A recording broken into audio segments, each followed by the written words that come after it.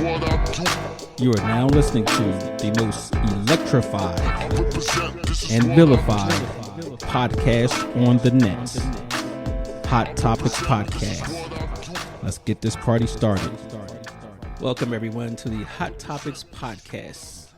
I'm Psycho4081. I'm here with my co-host, Lamb Chop. Hey. I'm loud. And what was it?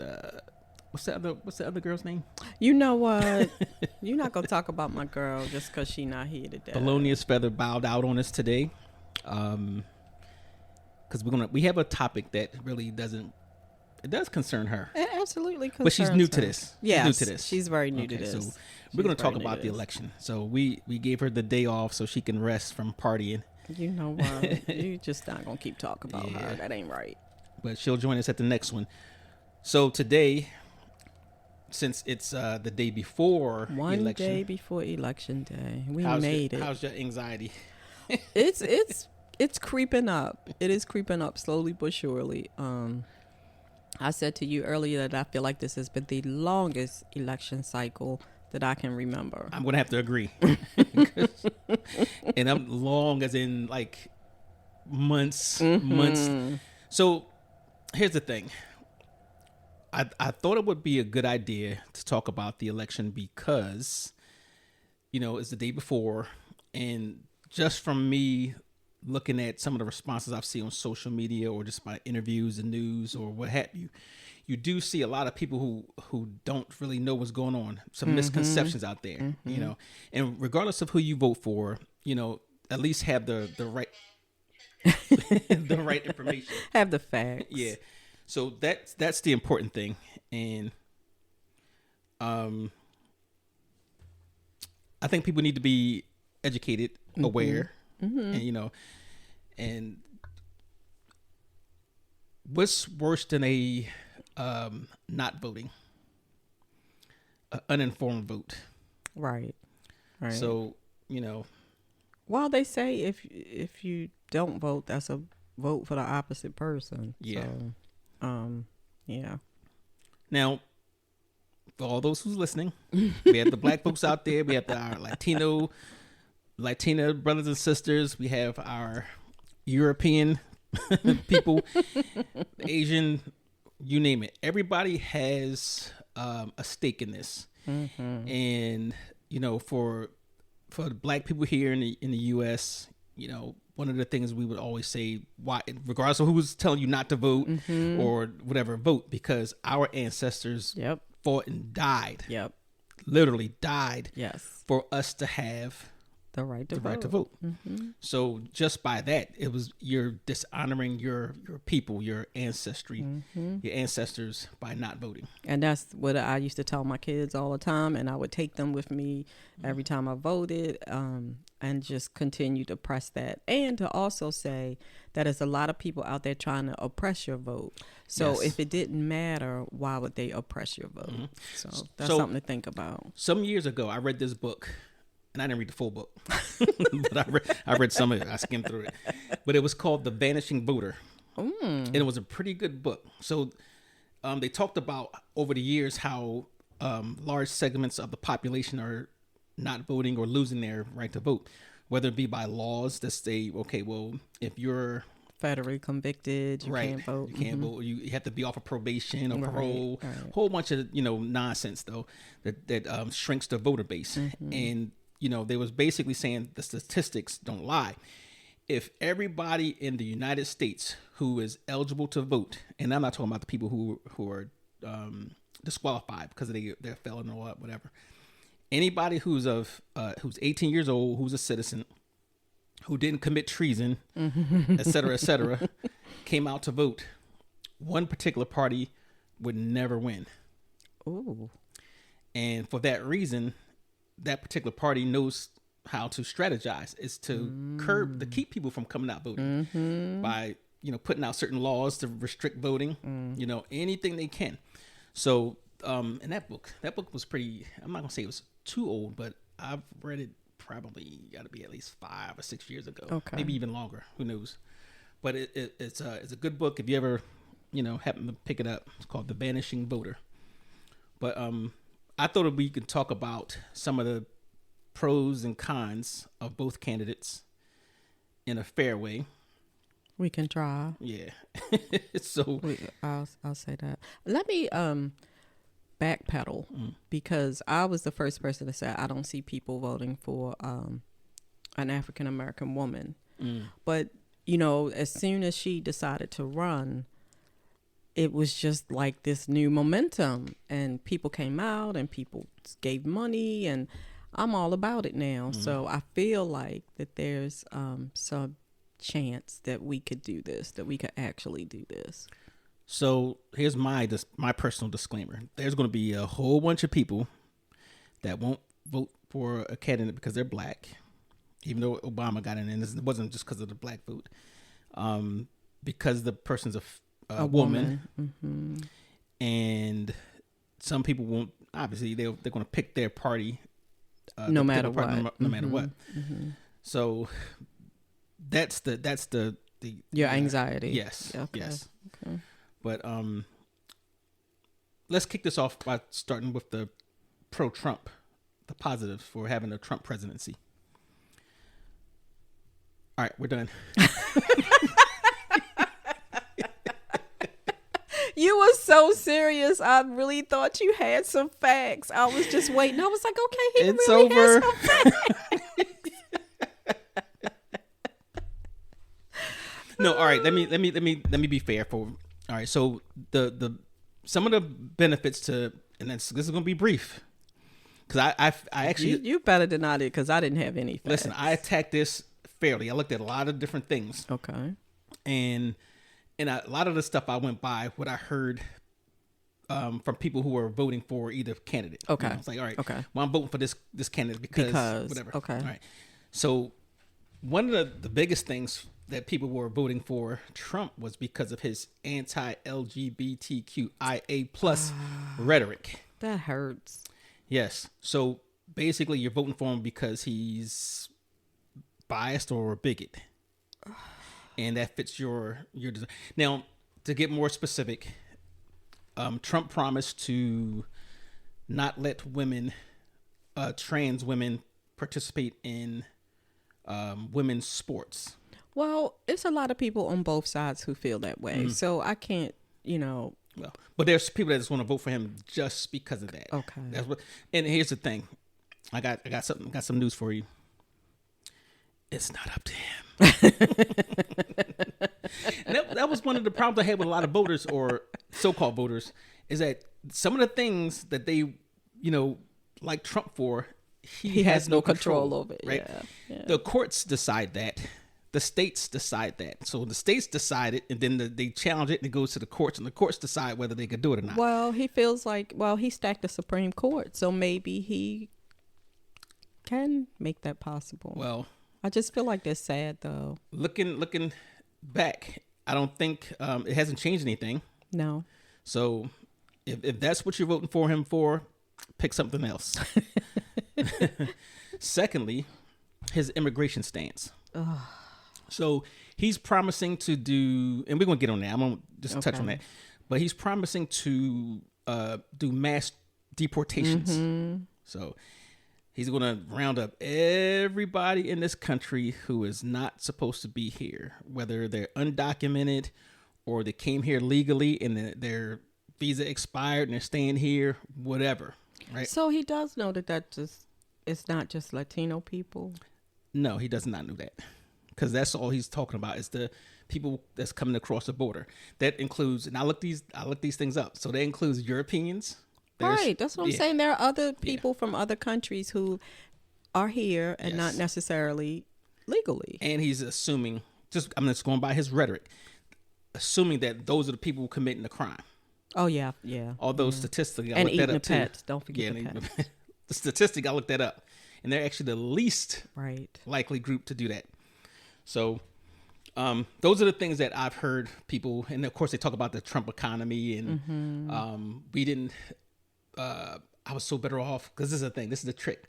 I want to ask you: were you better off 4 years ago than you are now? Automatically, you're going to say no. Right, because of inflation. But COVID caused a lot of Right. those issues. So, But even if you are, you're still going to say that you did.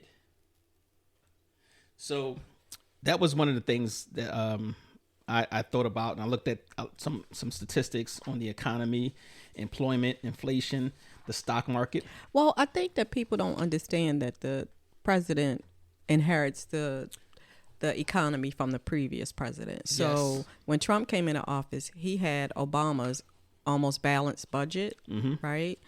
And then when Biden came in, he got Trump's jacked up Yes. economy. Yes. So when he blames everything on Biden, it's really him Yes. who left that mess, and they Yes. are trying to dig out of that hole. So the key to, if you really want to know, the key to looking at that is that when the economists have everything. Right. Look at the graph, right? So you can see that how when Obama took over from Bush, Right. it was low, Right. obviously because things were tanking under the last part of Bush's administration, and everything was trending up all the way into the Trump administration, and then it dropped. Right. And we had good times for a while, but it dropped under COVID, and and then Biden, presidency actually statistically has been outstanding. Yeah. Because when they recovered from that and Right. and surpassed the last few presidents. So those are things that I found out. There was another one. The economy, stock market. Never judge the health of an economy by the stock market, because do you play stocks? No, I don't. Okay, I don't. so that's rich people. You can't judge by how well rich people are doing. Right. Because I'm not rich. Yeah, me neither. So, yeah. And the rich corporations. We're gonna talk about healthcare. Well, isn't that one of the things that he said he would get rid of? These are these are my fears. Like some of the departments that he wants to get rid of are scary. Yes, Are really scary. Food and drug oversight agencies, basically. Yeah. Department of Health and Human Services, Department like of Education. Education, like. So even with that, the Department of Education. Here's the thing. Now, if you haven't noticed, you guys out there, that there's been this move in the education system to, especially in Florida, that's one of them, to ban Black history. And books in general. Or restrict it, right? Ban books that challenge the norm that you've been taught. And basically, it's like, as a country, we're saying, we don't want the truth because our people here, some of the demographic is going to be uncomfortable right. with what they've been told their entire life. Right. So that's the difference between a lot of other countries. Other They've been countries, uncomfortable for 400 years. yeah. So let's lie. Let's hide the truth. Let's whitewash whatever to make white kids comfortable rather than tell the truth and give somebody and that's another thing too. Like when you know about other people's cultures, that's how you actually start ending racism, which you'll never do it, but you start evening it out. Yeah. So and just learning about other people's things, and that helps you not to offend people, right? Accidentally. So it just helps you become a better human being. I think. See value in other people, and see value in other people. Yes, absolutely. And I feel like we'll do the banned book thing, but the banned book thing is like this for me. If you don't want your child reading it, that's fine, but you don't get to take it out of the library and not let my child read it. Right. So that's kind of how I feel about that. Right. I should be the only one who can say what they can read and what they can't read. Well, I won't say that because school gives them a certain amount of things to read. But if you don't want them to read it, then that day, let them stay home or just tell them, no, you can't read it. Well, and not ban all the books. One of the things, though, who writes these books? The textbooks. True. Okay, so that's an issue for some people also, because I think it was in Texas. No, I know it was in Texas where they decided to, in the textbooks, they decided to remove slavery or the slave from the textbooks and call them immigrants. Immigrants. Okay. Or the term was forced immigration. Yes. So That's where the problem is, because now they want to take away the truth of history, the accuracy of history, just so they can say, you know, hey, it's not my fault. I don't owe you anything, or you know, not that's they're telling you that, but right. you know, in one form or another, you know, you should know the truth. Right. You know. Right. It was I can't remember the quote, but it said something like, "He who holds the pen ends up with the best story," or something like that. Yes. So yeah, Yes. that's not the direct quote, but it's incidentally, something along that. That is the truth throughout history, because now you have the Sumerians, right? So they'll say Sumerians were the first civilization, you know, then the Egyptians and whatever. Well, they recorded things. So you had civilizations that were around in Africa, Southern Africa, you know, the Great Lakes of Africa for thousands of years before, but they didn't write things where it was told by story. Yes. That's Yes. how it, yeah. Yes. So that's another thing people got to think of. But let's get on the first topic of economy. Now, this is a big one for people, because obviously, you know, everybody's hurting, you know. Oh yeah. Things are going up, wages aren't Shrinking. matching. Right, you know. right. So now this is stuff. These are stats that I pulled up from government sites, right? The U.S. economy has, and I already knew this, right? The U.S. economy has performed much better under Democratic presidents than Republican presidents in the modern era. In almost every measure of the U.S. economy, including total job growth, unemployment, economic growth, manufacturing job growth, manufacturing investment, small business creation, and contribution to the national debt, economic performance is stronger under Democrats. So okay, say again where you got this information, so people won't be just saying that this you was just from a made it up. congressional site. I didn't put. Did I put? Let me see if I put it on here. No, I didn't put it on here. But yeah, it is well known. So one of the things, we had a Democratic president who actually balanced the budget. Who actually had a surplus. That was Clinton. Yeah. Yeah. You had Obama administration that actually had record declines in the deficit. Okay. And we had Reagan, who increased the deficit. And I remember back when I was in, what was I? If you say elementary school, I'm going to push you off this shit. No, I was in junior high. I remember the national debt had gone up to like 300 million or something along those lines. Million. Under Reagan, and that now we're in trillions. Yes. So that back then they was trying, you know, the arms race, trying to, you know, outpace Russia and all that type of stuff. So, but the Republican presidential administrations have actually added greatly to the debt, and they might have had their reason. Even Bush second, George W. Bush, he had that prescription, I think it was called Prescription D plan, that wasn't paid for. Yeah. So that kind of sank them too, but yeah. So we're gonna talk about those particular things. Right now, the Biden administration is setting records when it comes to job creation. Okay. Obama did as well. Trump actually did pretty good. You know what I mean? Not better than the other two, but he did pretty good. Reagan did pretty good. I think he did the best out of all Republican presidents in our era. As far as the economy goes, job growth. Job creation. Okay. So let's say, has the economy done better under Democrats or Republicans? Job growth, definitely. Okay. At least since the 1980s. Okay. It said, looking at the past 7 presidents, job growth totaled over 50 million under Democratic presidents compared to only 17 million under Republican presidents. And if you don't know, you know, when you have job creation, that means you have money. Right. And the economy grows. Bingo. So the economy, and here's another thing people don't realize, that the economy and inflation is totally different. Right. So the economy is a measure of spending that the people are doing. So when you have a good economy, that means people have money in their pocket, and they're actually the consumer confidence is high. They're out there spending money. Buying. Right. So you can't the labor department. If you go to the labor department, you'll find that out, because they keep track of that. Okay. Also unemployment as well. Most recently, job growth has totaled nearly 16.2 million under the Biden-Harris administration, after recovering from a recession. Right. Okay. Right.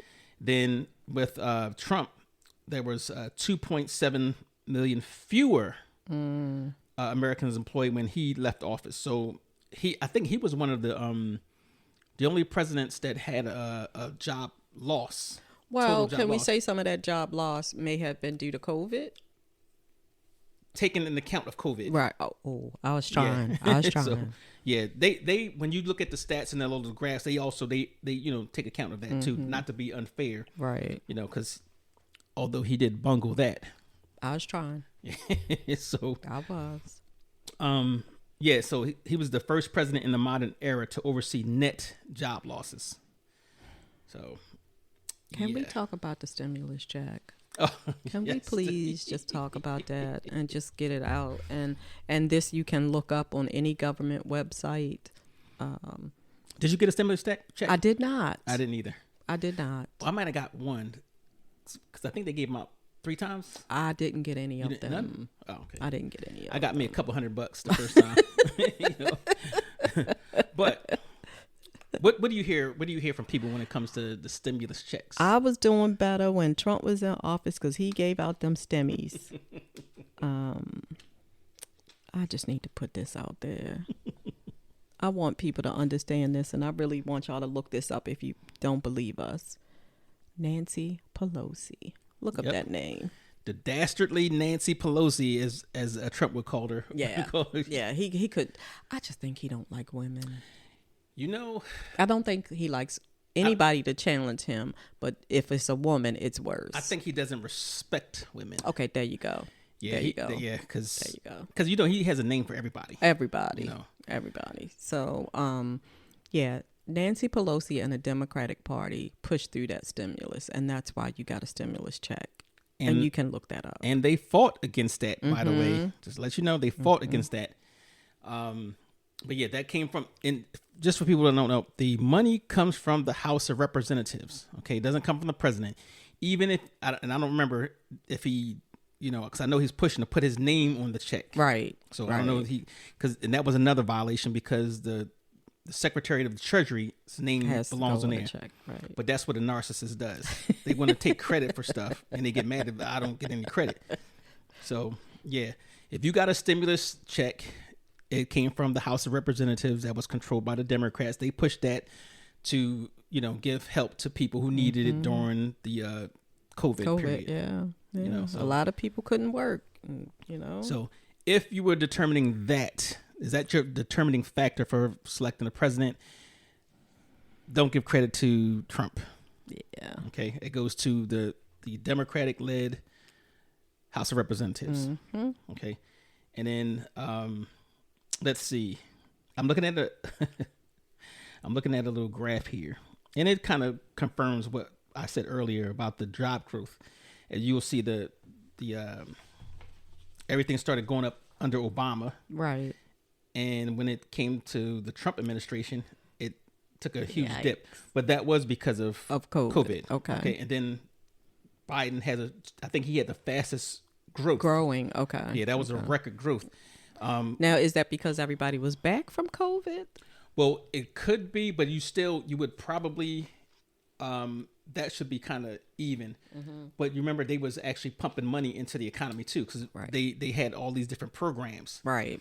For construction, manufacturing, stuff like that. I was just playing devil's advocate. Yeah. But the fast dip was because of COVID. Right. All right. So, but he's at was it 158.7 million? So yeah, he still had the highest amount. And if you look at the graph, it actually looks like it would have been the same had it been. I got it. With Obama. Okay. Right? I got it. It said many of the jobs would have come back if Trump had won in 2020, but the American Rescue Plan, that's what I couldn't remember, played a major role in the speed and aggressiveness of the labor market recovery. So that was the Biden administration pushing through that. Mm-hmm. That got it back pretty quickly. So, advantage Democrats. Now, and here's another thing too. Like when you think about that, you're not just voting for president. So right, if you're going to vote for a president, whoever you choose, you should support the senators in the House of Representatives, so they can actually be successful in what they're trying to do. Right, in passing these bills, because you need them in order to get those bills passed. Yes. And I think that's another thing that people don't understand. That, that's where the bills come from. That's where they get voted on. It doesn't start with the president saying, I want this bill. So I think that's another thing that people really don't understand. And there are other issues on your ballot depending on what state you're in. And I think Maryland is doing the women's rights to choose. Oh, yes. This election cycle. And we need to pick our senator. Yes. In the state of Maryland, we're choosing, and two front runners are Angela Alsobrook and Larry Hogan, who was a former governor, and she's a former county executive and state's attorney, I believe. Yep. So it's a good matchup. It is. It's going neck and neck, man. It really is. But now going back to the choice on the senator's part, people liked Hogan because he appeared to be bipartisan, more moderate, and a lot of reasons why a lot of Republicans didn't like him. Okay, because he wasn't, as conservative as they wanted him to be. But he actually benefited from the economy.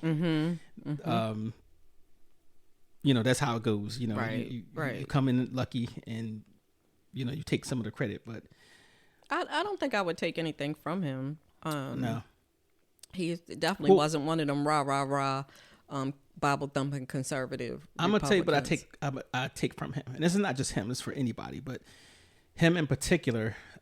Like he tries to play both sides, and you look at his TV advertisements is always Democrat support. I'm a Democrat, and so he's courting Democratic voters. Well, right? Yeah, because that's what. But the thing is, so is she. Tell the truth. Well, that's her party. She's trying to get Republican voters. But the thing with this is why I'm going to say something negative about him, because knowing what he knew about Trump the first time, he was vote. He said, "Well, I'm not going to vote for Trump." Because he knew, but he wouldn't support the opposition, so he basically gave a vote away. Yeah, right. Yeah. So I don't know if it was a write-in, whatever it was. I forgot what it was. But when it came to certain things that the Republican Party was doing that he knew was wrong, that he knew it shouldn't have gone through, he should have took a stand. He didn't. Right. Well, there's a lot of them out there like that. It's political cowardice. So if you're going to court Democratic voters, you can't be. I personally believe you can't be trusted to do the right thing when it's time to actually do it. So if you're going for the Senate, where that's a tight race and there's a balance of power in there. Are you going to vote your party line even with their nonsense, or are you going to have your party, hate you again? We've already seen what he's done when it comes to that. So that's just my personal opinion. Gotcha. People have their own, things about that. But I think him and some of the other Republicans, and there's been a lot of Republicans speaking out. Yeah, it has been more Republicans than I thought would ever speak out. Yes. Really, I am really surprised by that. Different states, the former Secretary of State, the former National Security Advisor, the former Chief of Staff, Joint Chief of Staff, everybody that had a vital role in the first Trump administration has spoken out and basically said, I'm going to get on to that later, but basically said that he was unfit. But I'm also afraid of, I'm not even going to put that in the atmosphere, but I'm afraid of what his cabinet is going to look like. Oh, you know what his cabinet is going to look like? He's already said, and this is the thing with him. He rewards loyalty, not so much competence. Yeah. Right. So if he gets in, who's been his big supporter? Elon Musk. Right. And they've already told you ahead of time. They did say he was going to get a cabinet position. He said, you're going to suffer, you poor people in middle class, because they're going to cut a lot of jobs. That's one. He said, you're going to suffer. So, and it's not my words. Those are his words. You know, so the thing is, Elon Musk is going to support him because one, his whole thing, he's going to drop the corporate tax rate down to 15%. Right. Which is going to save him billions of dollars. They don't pay taxes now anyway. But in other ways, it'll help him out. Yeah. And I'm over here writing a check to IRS every time you turn around. And don't make squat. Yeah. So look at the billionaires that are supporting him.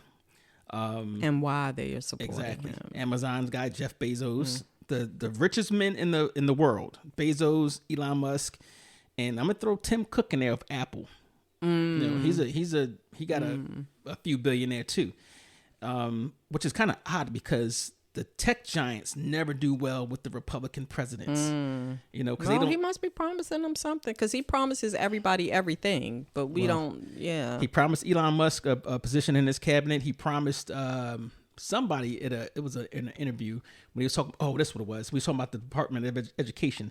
He said he was going to withhold funding to any public schools that taught a certain curriculum that said critical race. Yes, or that said that this country was built off the backs of slaves. So don't talk about slavery and the repercussions and the benefits that this country got, or you're not going to get federal funding in the schools.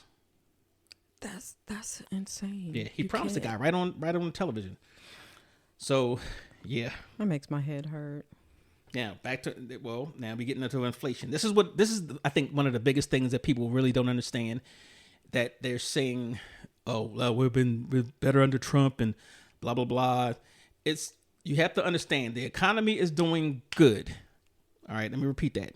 The economy is doing good. No, great. Because better. No, it's actually doing great statistically. So is a measurement of people's spending power. People are spending money. They're spending a lot of money. They have more money in their pockets. But the key, is where people, because I'm not over here having more money in my pocket. You do. I'm gonna tell you why. I'm gonna tell you why you don't seem. It doesn't seem like it. You don't feel it because prices are going up. Right. That's where the inflation comes in. Okay. So here's the trick. If people didn't have more money to spend, inflation would have went down. That means you're competing over less goods. Right.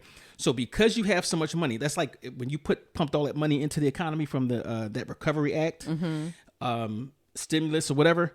Guess what happens? You're going to go out there and you're going to spend that money. Right. And if you don't have the supplies, you don't have enough goods for that money, guess what happens? It goes up. Same thing with the housing market. Right. Housing market, everybody had all this money. They can afford more. We call it the interest rates was low. So now I can afford more. So what happens is, if anybody out there who went to buy a house, you notice that, you can go into a house that's listed at $300,000, right? Now you got 10 people vying for the same house. Right.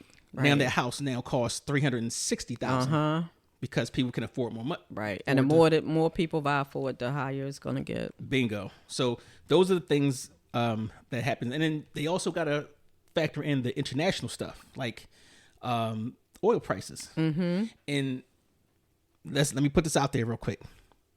Under the Biden-Harris administration, they have produced more oil, more energy than any of the other administrations. Even the Trump, they always say, Trump gas was only such a. The country has produced more oil, more natural gas, more everything under the Biden-Harris administration than Trump administration. Let me throw that out there. Okay. So here's what happens. If the Saudis, I'm going to say the Saudis, but if let's say the OPEC countries or Russia, that's another thing, Russia. So the conflict in Russia, that disrupts oil, right? So that means there's going to be less supply. Right. You have less supply, they jack the prices up, and and when you jack the prices up, that affects food prices, your price at the pump, and and gas, everything, every goods, every service that depends everything on you touch your fuel. hand, you put your hand on. Yes. Everything. 'Cause Everything. Gas prices are higher than the trucking, industry has to charge more, and Bingo. it's a trickle down. Yep. It's a trickle down. And I didn't realize that Ukraine produced a lot of wheat and Yes. things that we use for bread and pastas and all of those other things. So that's why all of those things could be going up too. So now we have this what they call the global economy, or the worldwide marketplace, right? So people just realize that prices are always, you're comparing, not so much like, so if the U.S. is producing wheat, and we produce a lot, Right. and we're shipping, and the farmers depend on those exports, Right. so what happens is when another country's out there getting their food from other places, and there's a short supply, guess what happens? Prices go up. Yeah. Right. So that also affects our local economy as well. And we'll talk about that too with tariffs. Oh, his tax plan. Yes. So that was another funny thing. But the lady, they was talking about taxes, and they was like, yeah, my taxes are going up, and da. Right. This lady, she's full Trump, and he said, well, we're still under the Trump tax plan. No, we're not. Yes, we are. So just to let you know, as a reminder, that some of the benefits that came in with the Trump tax plans actually expired for working class people, but they gave more to people who are making a lot of money in the corporation. So, for those who celebrated, we're getting this in taxes, it expired. Okay. And you was able to deduct less. So Right. let's get that out of the way as well. And I think they don't realize too that a lot of laws that pass have either some have a finite, Yes. date, Yes. and it's going to end here. But some of them this is in stone now. Right. And if you don't know which ones are in stone now and which ones expire, you're just like, well, this is happening to me right now. Well, because when he was the president, he put Right. that in place for it to happen to you Bingo. right now. So yeah. So going back to the inflation thing too, and what the other person did. So if anybody doesn't know what a tariff is, basically when you getting goods from China, Europe, Africa, wherever you're getting goods, and it comes into the country, the government will put basically a tax on it. And typically the purpose of that is so you don't flood your country with cheap products where your domestic corporations can't compete. So they'll add a tax on that. Now, sometimes they'll add a tax on it just because they figure they can get it to raise revenue. Okay. So what Trump did, he actually placed tariffs on goods. Everything from washing machines to whatever. Televisions and exactly. everything. So that means that when things came in, they had you paid the actual difference. So the company that's importing these goods, they have to pay that extra. Right. And of course, they're not going to, Take it as a loss. exactly. They're going to pass that cost on to you. So now goods are higher. Right. And here's another thing too. These wealthy corporations have made record profits. So not only did they come in and they pass that cost on along to you, they increased it, Right. because they had something to blame. Right. That part is an opinion piece on my part. So I think they did it on purpose because is for me, there's no way that if prices rise, there should be a even level, right? You shouldn't have record profits, Right. Right. So, And that's why I say they can pay these people that are striking. Yes, because they can. you are making more. So that $200 TV that initially started out as $200, the tariffs say I'm going to add another $100, and then when it ends up in Best Buy, it's $400. absolutely. So you're paying all the way around. With the cost of gas going up, so shipping, Yes, that in there, so yes. you can see how that goes. So now, just to I guess make it fair again. Under Biden, prices rose significantly during the first 2 years under Mr. Biden, But hitting that's a still peak. Trump's economy. Trump's I'm sorry, economy, go ahead. yes, it is, hitting a peak of 9.1% in June of 2022. Trump, on the other hand, has said the U.S. experienced the worst inflation we ever had under the No, Biden. that's Not even true. close. That's not true. It was actually above that in 1981. It was much higher than that in several points in history. But inflation has now, see, this is the thing. Inflation has now fallen to around 3%, but it's basically it's higher than when Trump left office, but it's only 3%. So what means that if your prices of goods, cereal, eggs, this and that, whatever, is still high, guess who that's on? The corporations. They're still fleecing the American that's what consumer. she's talking about. They're price gouging. Yeah, exactly. So again, Harris comes in there. She recognized that's a problem, and they want to do something. And she has to have a Democratic Congress to support those, because the president doesn't make laws, right? But they have to support those initiatives, to prevent price gouging, right? Where the opposition may say, well, you know what? Maybe we do like the record profits, because now these companies through lobbyists are actually putting money in our pocket. Yep. And helping us get reelected. Why I think we probably shouldn't have lobbyists. It's just Even what we shouldn't have is we shouldn't have former politicians that's able to be lobbyists, because they have access right that nobody else have. Right. That's another thing too. Yeah. So I'm gonna throw this in there. This is unrelated, but this is one thing I really don't like.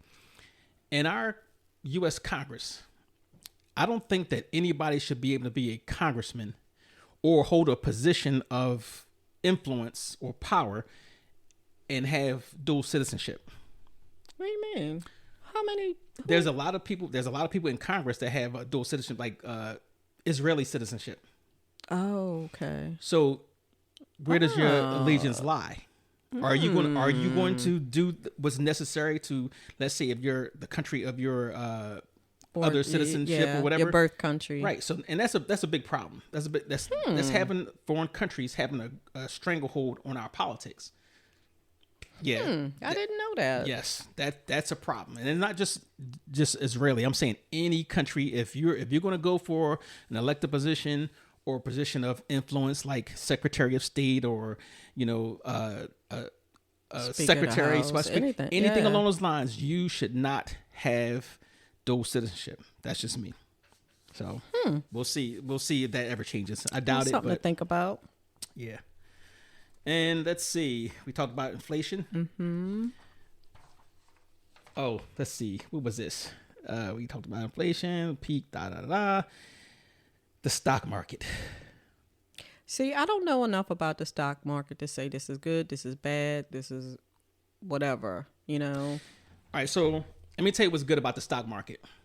If you're a government employee or retiree, a lot of times the pension funds play into the stock market. So you're right.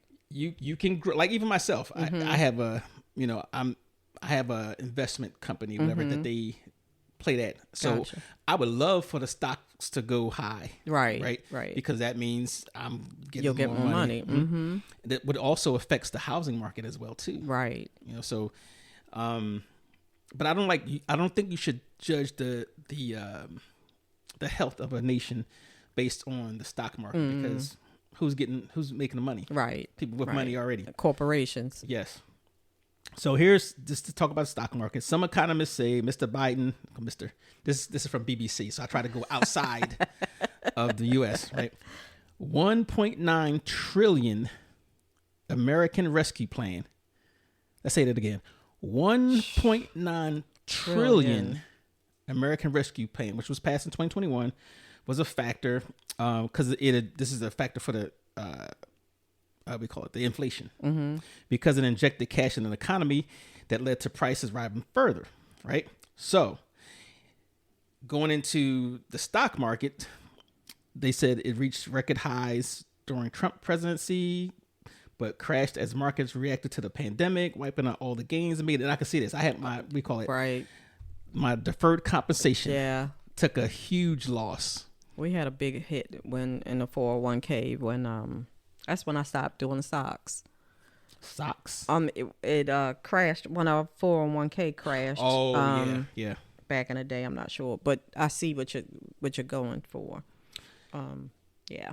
But for those who are worried about that, saying that my stocks were high under Trump, it actually wasn't, but it did rebound to levels, before him. Right. So they're growing under they've continuously grown over the Biden-Harris administration. Okay. So anybody, and you can see that when this is the thing, all this is speculation. So it says, like, if the polls say the Harris is in the lead or Trump's in the lead, then the stock markets react. Yeah, yeah, that's true. So, which typically, usually if a Republican's in office, the stock markets try to, bump up. But that hasn't been the case here. So they've actually increased.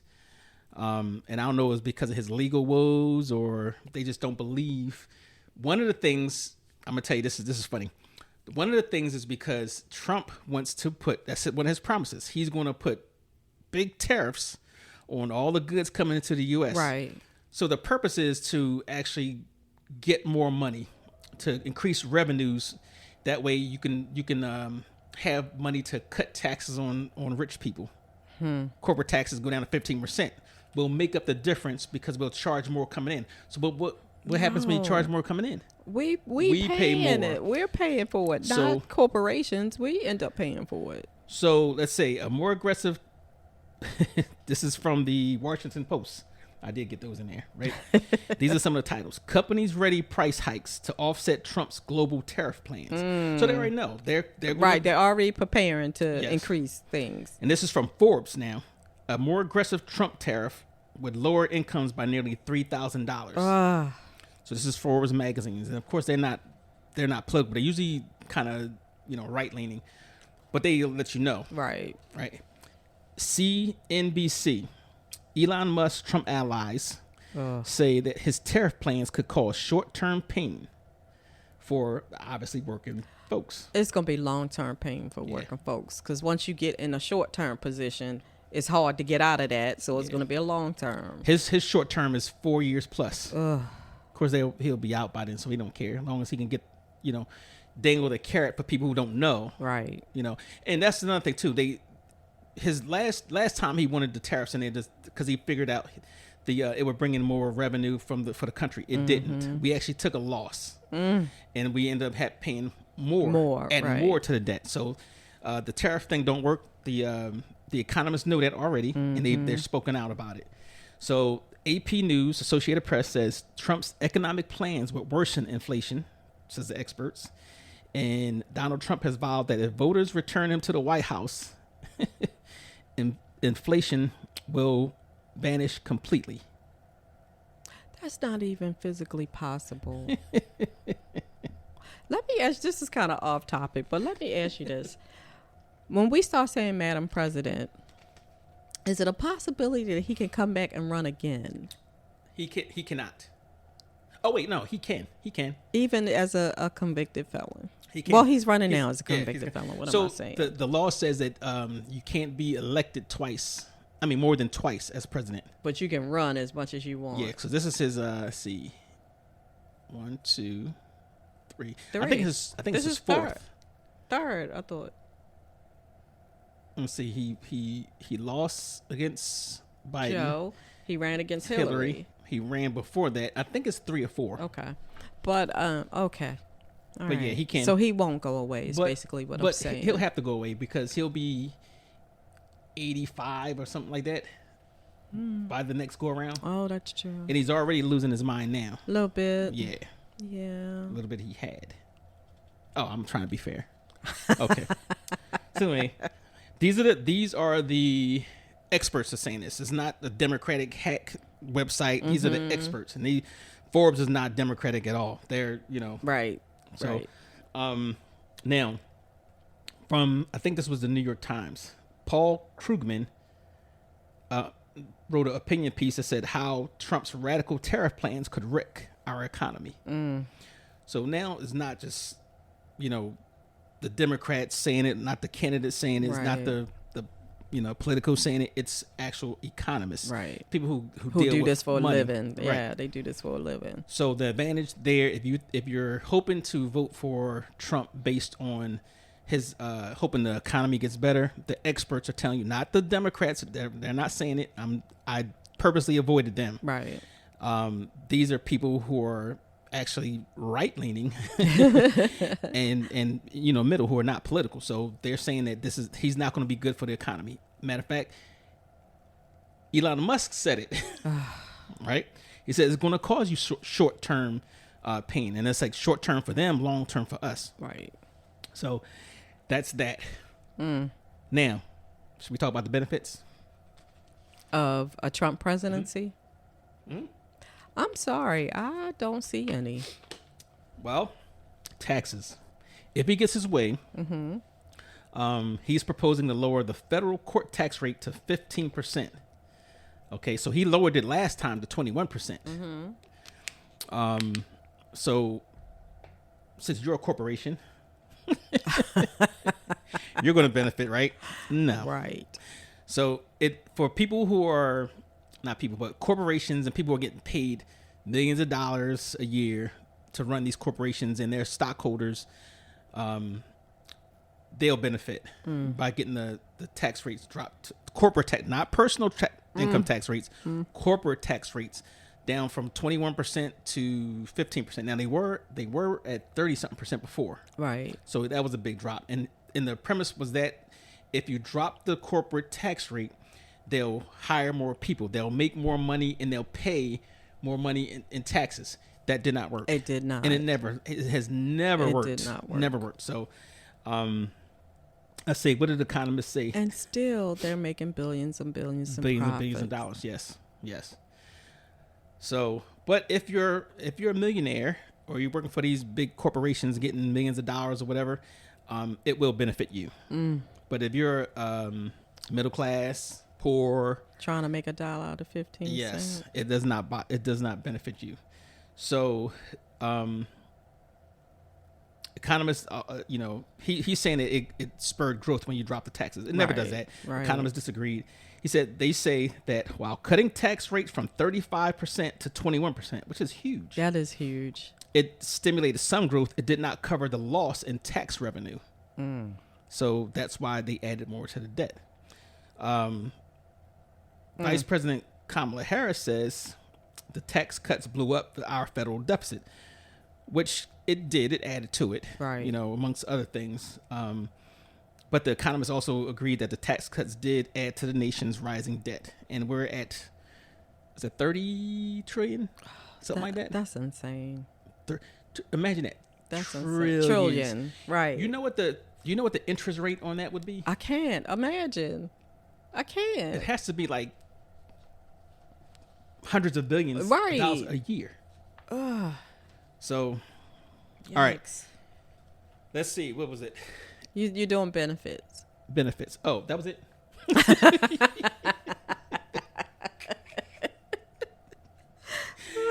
So, if for those out there who work, you can actually incorporate yourself. Right. Something like that, so if you do that, then you'll be paying 15% tax instead of the 21. I thought you said it was 21. Oh, the personal tax. Personal tax. I'm not sure. I think it's 27%. I'm not sure. I know it's high and painful. Yeah. So you can probably benefit from that if you're able to do it. Right. Some people can't do that because especially if you work for the government, they're not going to pay a corporation. If you're a small business owner and you incorporate, you can get taxed at 15%. Right. Wow. Let's see. The Center on Budget and Policy Priorities said the 2017 Trump tax law was skewed to the rich, expensive, and failed to deliver on its promises. Well, I mean, it's a whole commercial with him saying, "I'm gonna make y'all very rich." Yes. It's a whole commercial with him saying it in his own words. He is putting it out there himself. So I'm still trying to figure out how the average person relates to that. And it's no secret. Republicans always favored the rich people and always has. I don't know if it started with Reagan. I know Reagan dropped the income tax, huge drop. And that benefit. And the thought behind that, though, is that if the trickle down stuff again, right? Yeah. If rich people had more money in their pocket, they would donate more, right. Or they would hire more people, which puts money in your pocket. But that doesn't do. It's like here's what here's the analogy to that, right? Let's say you're a store owner, right, and your store's doing okay. Do you hire more people because the customers have more money in their pocket? Right. now because you have a demand to pick up, right? Or do you say I'm gonna hire more people in hopes that the people are gonna come in? It doesn't make any sense. No sense. And there's still people that will actually swear by that. Trickle down economics has never worked. Never, ever. Well, not for the middle class and the poor. Not for the middle class. And we had a whole conversation at work one day, and the guy was saying, "Hey, we need to get a raise because prices are going up." And I'm like, he's not taking up for the president of the company, but he's not responsible for prices going up. That's not on him. Yeah, he's a businessman. He's trying to make money. So if prices are going up for us, prices are going up for him too. But he's paying less in taxes. He absolutely paying less in taxes, but he's not responsible to give you a raise because the prices of things are going up. Right. That's all I was trying to say, and I wasn't trying to take up for a rich person. I'm just trying to say, think about what you're saying. You're not making any sense. Let's go into some of the misconceptions real quick. Then we're gonna go into what I think really counts. Okay. Right? So misconceptions of on people that people have been saying. Okay. Right. So it's like, oh, the energy dependence. Right. So this is from ABC News. Trump says drill baby drill, but the record for U.S. oil production isn't his. Right. We mentioned it. Mm-hmm. During Biden's tenure, the United States has continued to produce and export the most crude oil out of any country at any time. Mm. So, and which is funny because they always support the Republican president, but they're doing better under Biden. Well, he said he was bringing the coal back. Like, who is believing this? Oh, I'm gonna tell you, since you mentioned that, for all those people in West Virginia who's probably not listening anyway, but coal is not. They always Bush did the same thing. Promise you, he was gonna go out there and help you guys produce more clean coal, right? Which is no such thing. Oxymoron, right? Yeah. So even in Australia, they have a machine that actually drills and can go 24 hours and drill down there without the the threat of cave-ins and stuff like that to get the coal. So that's coming. So the other president, I think, who was that? Obama actually was like, well, hey, let's put this money into training you guys to do solar or cleaner energy, help that, but that's the difference. But I just want to throw it out there. So this is from the Financial Times. Big oil boomed under Biden, so why do they hate him? Joe Biden has overseen a boom in U.S. oil and gas production, but his pro-climate policies have made him unpopular with the country. So that's what it is. Obviously, they're going to go with the candidate that has a horrible record and rhetoric when it comes to environmental type stuff. So they don't like Biden because of his environmental policies because it costs them money. But they produced more. They've had record profits again. So they're trying to clean up the air and use other things to provide energy. But they don't. He doesn't think that climate control is a real thing. Last one, Yahoo Finance. Big oil is doing way better under Biden than Trump. Trump is a friend of big oil, but energy firms have had some of their worst years ever during the Trump presidency. Now, he's a friend of big oil because of what? Environmental policies. Mm-hmm. Okay, so there you have it. If you care about the environment, and that's a whole different story. You could talk about that and how it affects you. Right. Healthcare, your health. Yep. You people with your food. People with these beachfront properties. You see what's going on right now, right? Erosion. Yeah. You think you're going to be exempt? Mother Nature wins every single time. Absolutely. Did you want to mention anything about immigration since that's been a big thing? You know what? Why you talk about me? You gonna stop talking about me? So, just to touch on immigration, the Democrats, actually no, it wasn't just the Democrats, under the Biden and Harris administration and a bipartisan bill that was supported in Congress, wanted to put in $118 billion. Let me say that again. $118 billion bill. Billion with a B. Right? Sweeping legislation, immigration legislation, for border protection. Okay. Border security. Right. Everybody's been hammering for that. Everybody, all you guys out there that are complaining about, oh, they're sneaking across the border. Blah, blah, blah. They did something about it. Yeah. And guess who told them Republicans not to do it? Yep. Trump. Okay. So that's no longer on them. And matter of fact, even Turtle Man Mitch McConnell. Did you just say turtle? Yes. Man? It looks like a turtle. Mitch McConnell actually supported it. I think he said it was authored with the help of the White House, which was Kamala Harris's part, and Senate Majority Leader Mitch McConnell. You know, he doesn't help Democrats with nothing. Yeah. I don't care how good it is. That's true. But he did. I will give him that. So, but the Senate Republicans blocked it, and that's why we don't have that border security bill. And, you know, allaying some of you guys' fears. Now, let's talk about your fears real quick. I ain't gonna go too much on immigration, but you know, Lamb Chop pays into Social Security. I'm gonna fight you. No, but you know, I was looking at this. I think it was $92 billion that undocumented immigrants pay into Social Security. Wow. And from taxes that they pay. From taxes, and another ungodly amount of billions for actual taxes, state sales tax, and federal tax. Okay. Billion. Let's make this a conservative number. Let's say 100 billion, and that's not a lot. It's probably way more than that. 100 billion. And they're not getting any benefit from this. And no benefits. Billion. If you're undocumented, then you can't. You can't get Social welfare. Security, you can't get. Absolutely. Oh my gosh. So that is a lot of money. If you have somebody who wants to, his whole thing is getting you guys fired up.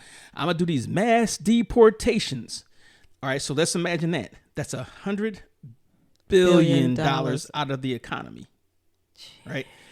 That means the mom and pop stores, your local Walmart, your grocery stores, your fast food restaurants, the and not to mention we call it the workforce, right? These farms that produce all produce, fruits and vegetables, right? Yeah, it's going to be short, and you know they got to hire more people or more expensive people. What happens, and that goes back to your table. Also, you're looking at vendors. Right. Even people that's the street vendors, you're going to lose so much money. It's going to be ridiculous. Add on to the fact that if I send the Homeland Security to go round up, what was it? 8.3 million. Holy cow. 8.3 million U.S. workers in 2020 with unauthorized immigrants. Okay, let's say 8.3 million. And it may be more than that. Let's say 8.3 million people. That's just the workers. Let's say it's more than that, though. 8.3 million people that you have to, one, get the manpower to go out there and grab them, the transportation, the housing, right? Because you know when you grab people, you got to put them somewhere. You just ain't gonna grab them and drive them across the border. And that means you have to provide them with health care. You have to provide them with foods. You have to provide them with accommodations. You have to. A lot of them, if they say, I want to apply for asylum, which most of them do, that means you have to give them a hearing. Right. So that means you have to house them for a while. Then let's say the judge says, no, we're sending you back. What happens then? You got to transport them. Right. 8.3 million people plus. And then you have to replace these jobs. Absolutely. And their families. And their families. So you're looking... You're going to spend probably another few $1 billion just in that. Right. And let me add not this in few there. billion. I think it'll be more than that. I think it'll be way more than that. The Homeland Security, they don't have the funding to do all this. Right. So that means you have to budget more coming in for that. Listen, that is not, Reagan and Bush, the first one, did a debate back when they ran for president. Back in, I think it was 1980, 1979, somewhere around there. Okay. And I watched it, right? And that came up because Reagan was the governor of California. Right. And I think Bush was Massachusetts. But they talked about immigration, and both of them agreed. It says it doesn't make sense to actually do that because it costs too much.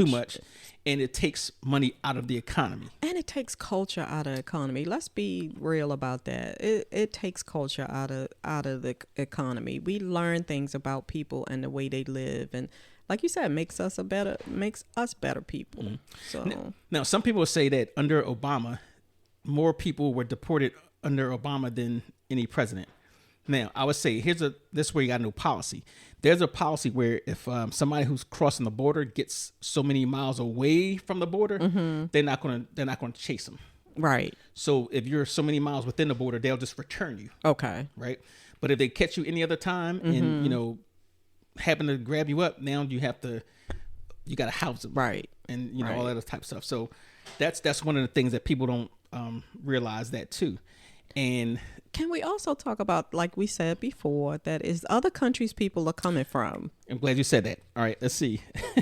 I did have something on that. Because he wants to make it seem like the only immigrants we have are Haitians and Latinos, and we know that that's not true. Let's see. Here's where most of the people came from. Let's see. Unauthorized immigration population from nearly every region of the world grew. The Caribbean, South America, Asia, Europe, and Sub-Saharan Africa all saw increases. So it's from everywhere. Now, according to him, he thinks that we should shut down immigration altogether, except for people from Norway. Oh. Or that area up there. Yeah. Which is totally racist. Those homogenized countries. Yeah. Okay. That's not good. Okay. So immigration, I don't know how you guys feel about that part. I don't think people really think about it. I think they think that Latinos are coming here taking all our jobs. Right. And let's be honest, none of y'all would have applied for those jobs that you would have had taken, or you would have had it, right? And nobody could take a job that you don't want. So they don't even think about people coming from other countries, except if they're Haitian. Right. I don't know how Haiti got on the "We Hate You" immigration list, but because of the Haitian immigrants in Ohio. Oh, that's eating the pets. Yeah. So, but did you know it's because of the Haitians is the reason why we got the Louisiana Purchase. So they're really responsible for us even having this growth as a country because they fought the French, and the French needed the money. Right. So, but Rudy Giuliani, which was Trump's pal. Yeah. He said that why do we have to take them from the jungles of Haiti to bring them in? He said that. Yes. Why do we take them out the jungles of Haiti to bring them here? That's Rudy Giuliani, his pal, his former attorney, the one who's losing all his property in New York for I don't feel slandering. Bad for him. I don't feel bad for him. So at all. Nope. So to me, it gets down to this. It's fear mongering. Yes. It makes no sense to have that type of policy because it's not beneficial to the country. Right. It's not beneficial to the businesses. Right. And it's not beneficial to the families because let's say if you do we call it deport somebody, that might be the father of a family or mother of a family who's actually supporting the family. Right. So now you got kids here. So are they supposed to go too? According to Trump's guy, he said take the whole family. But the kids, if the kids are born here, they're American citizens. He said if they don't like, take the whole family. Oh. And if they don't, I mean, if they take the mom and the dad, who's left to care for the kids? Social services, more money, the government, out of the government. Okay. Exactly. So that's a failed plan, and it's based on fear mongering and racism and hate. So take it out how you want it. Wow. Yeah. And when we come back, we're going to talk about healthcare. Oh, that's mine. Oh, that's going to be a quick one. that one's easy. So we'll talk about healthcare when we come back. I represent, this is what I do. I represent, this is what I do.